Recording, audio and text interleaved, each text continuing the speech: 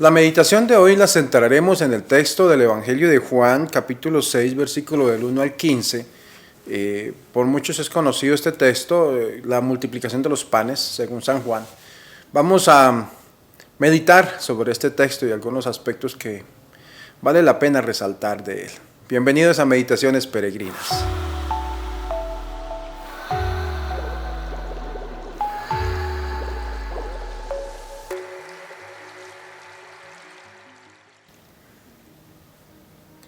Juan 6, 1, 15. En aquel tiempo Jesús se fue a la otra orilla del mar de Galilea o lago de Tiberíades. Lo seguía mucha gente, porque habían visto los signos que hacía, curando a los enfermos. Subió al monte y se sentó allí con sus discípulos. Estaba cerca la Pascua, festividad de los judíos. Viendo Jesús que mucha gente lo seguía, le dijo a Felipe: ¿cómo compraremos pan para que coman estos? Le hizo esta pregunta para ponerlo a prueba, pues él bien sabía lo que iba a hacer. Felipe le respondió: ni 200 denarios de pan bastarían para que a cada uno le tocara un pedazo de pan.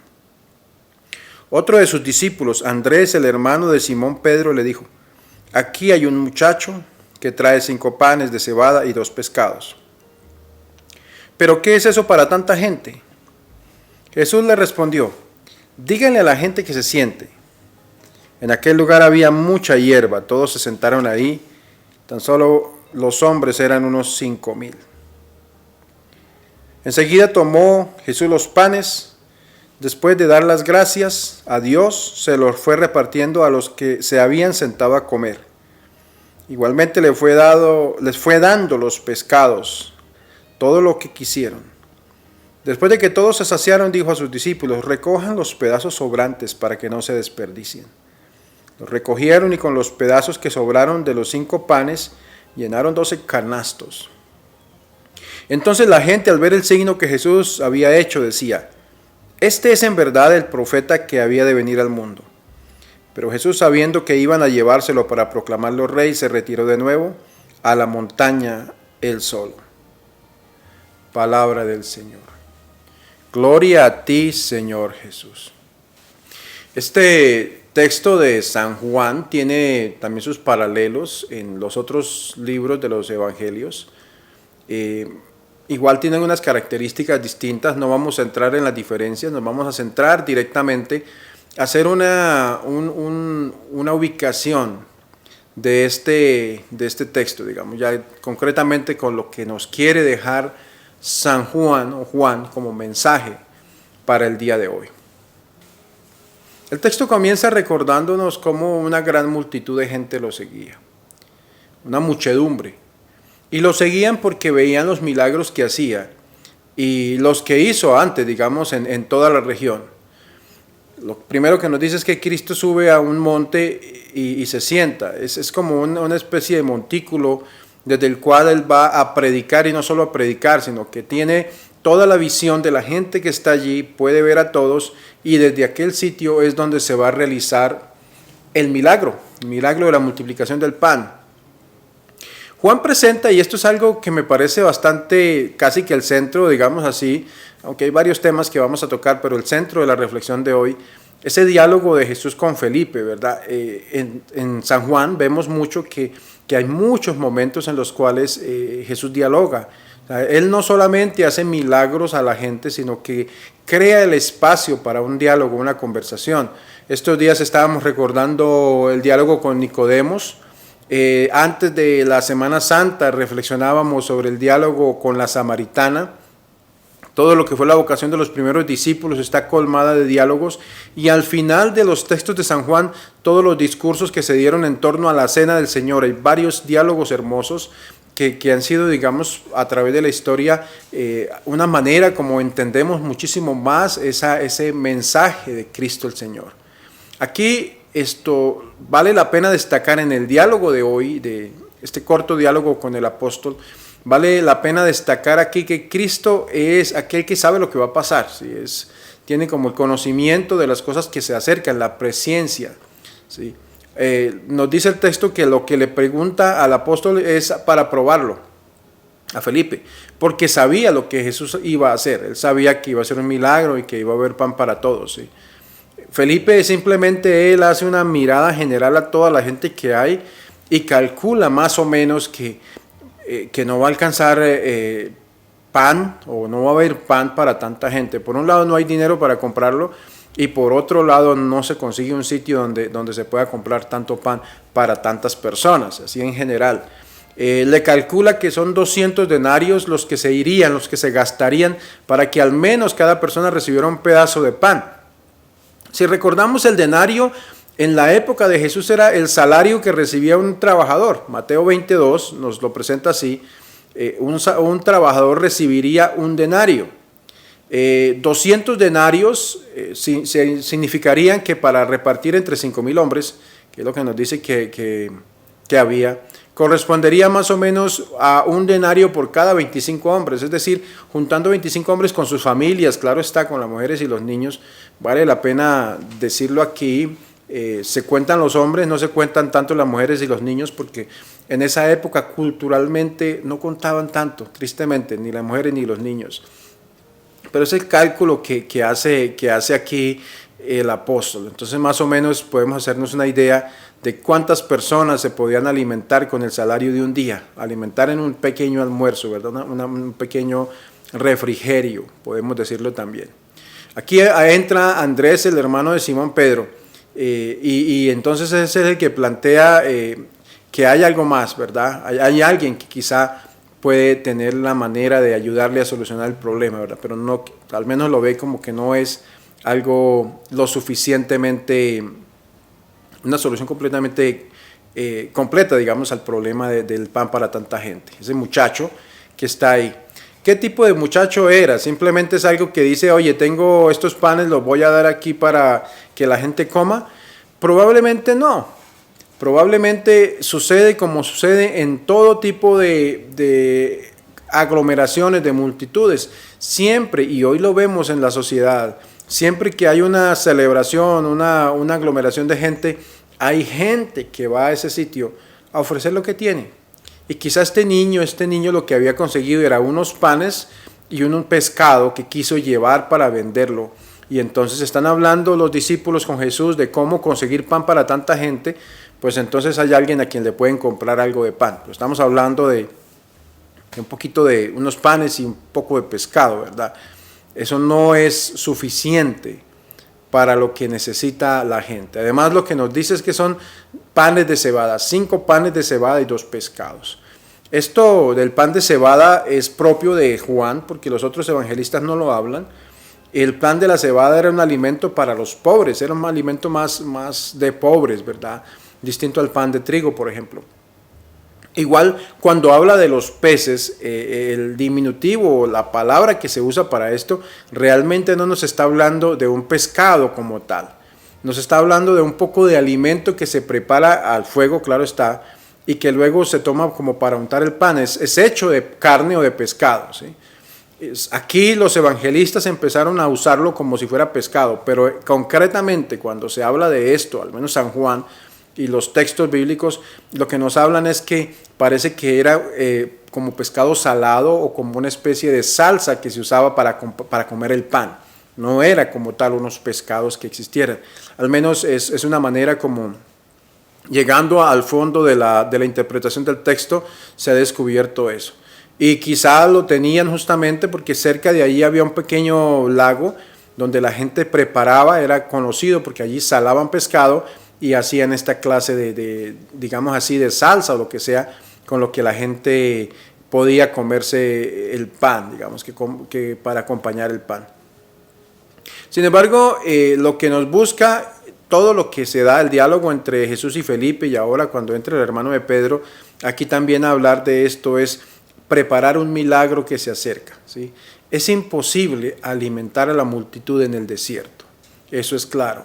Y es imposible además alimentarlo con el pan que se consiga entre los vendedores ambulantes.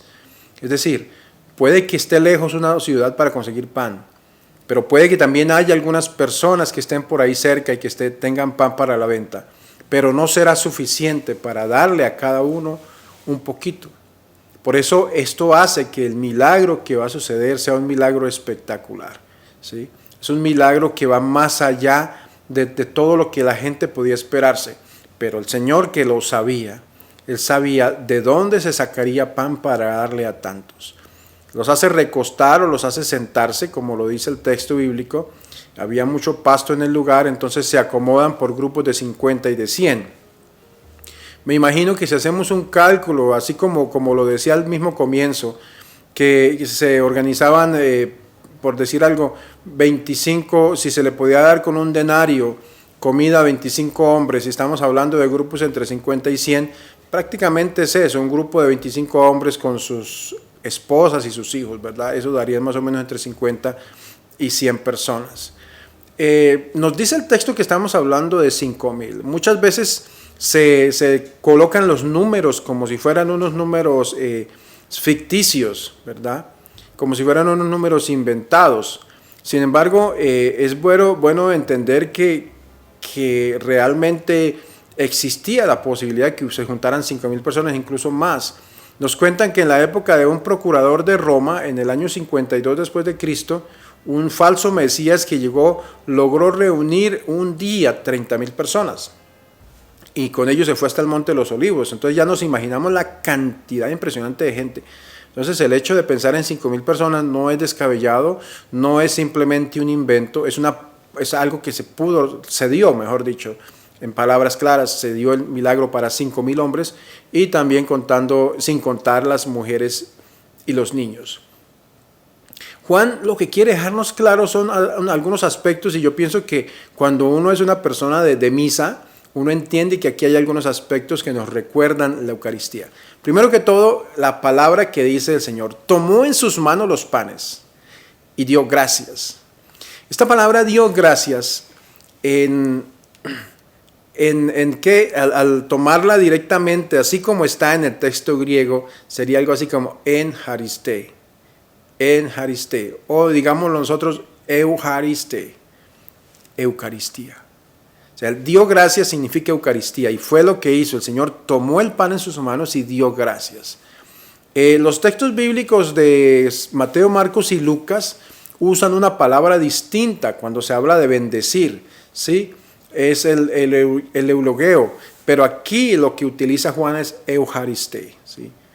Es completamente centrado de una vez en el milagro de la Eucaristía. O sea, es simplemente que el Señor da de comer no solamente ese pan, sino que inmediatamente nos relaciona a nosotros con el milagro de la Eucaristía.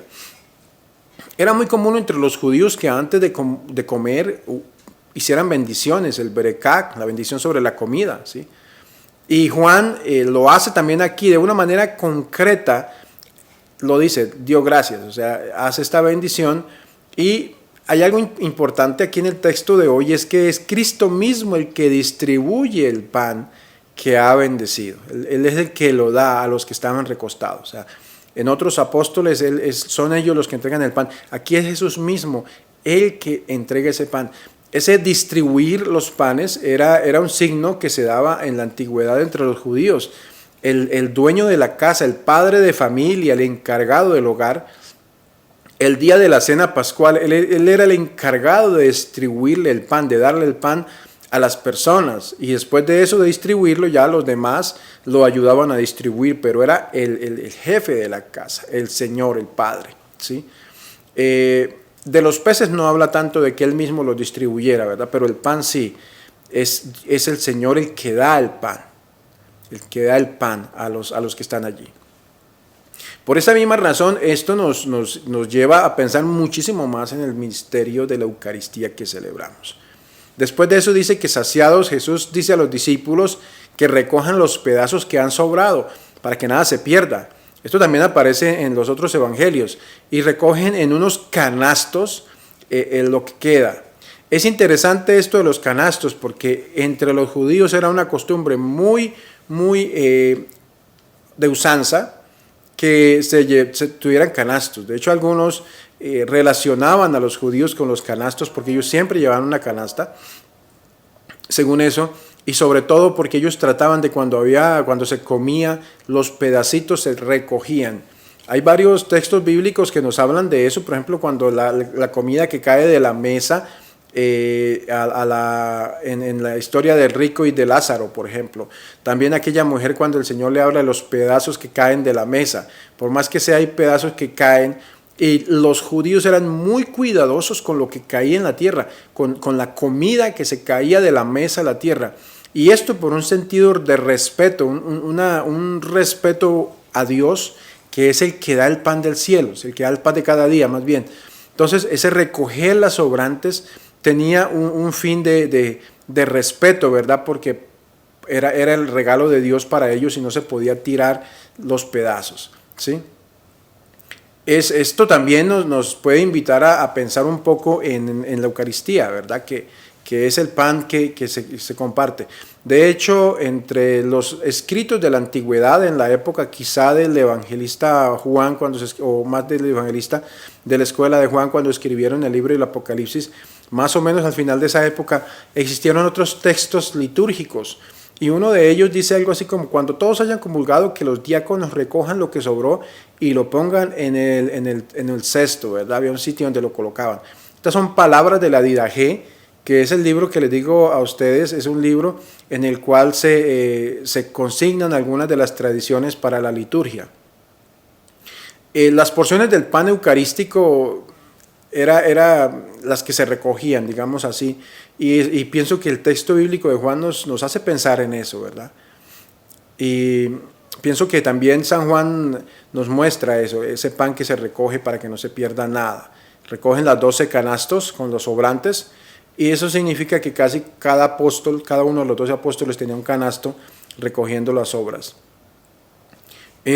Un detalle que da Juan es que dice que el pan que se recogió, los pedazos que se recogieron, eran de los 5 panes de cebada que sobraron a todos los que se había comido la gente. Esto es una manera de decir que el milagro fue real, es decir, que el milagro estuvo allí en el sentido de que el pan que se recogió fue del mismo pan que se repartió. No salió de la bolsa de la gente, sino salió del milagro de Jesucristo. Es otro aspecto que nos hace pensar en la Eucaristía, ¿verdad? Todos que comemos del mismo pan. Lo dice Corintios, 1 Corintios 10, 17, los que comen del mismo pan. Aquella gente comió del mismo pan y se alimentaron 5,000 de los panes que el Señor bendijo.